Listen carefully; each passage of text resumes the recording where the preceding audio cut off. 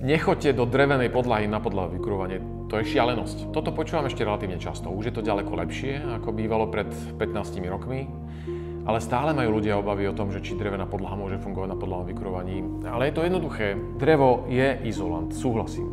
A vie to aj fyzika, ale až od určitých hrúbok.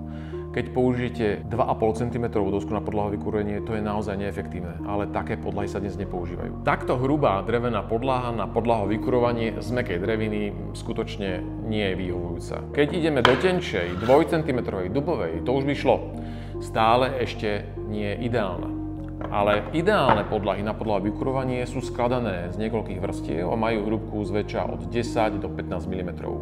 Ako je napríklad táto 13 mm. A tá vám vydrží v pohode 50 rokov. A teplo funguje úplne fantasticky, prechádza veľmi ľahko a zostáva podlaha teplá, aj keď je podlahové vykurovanie vypnuté.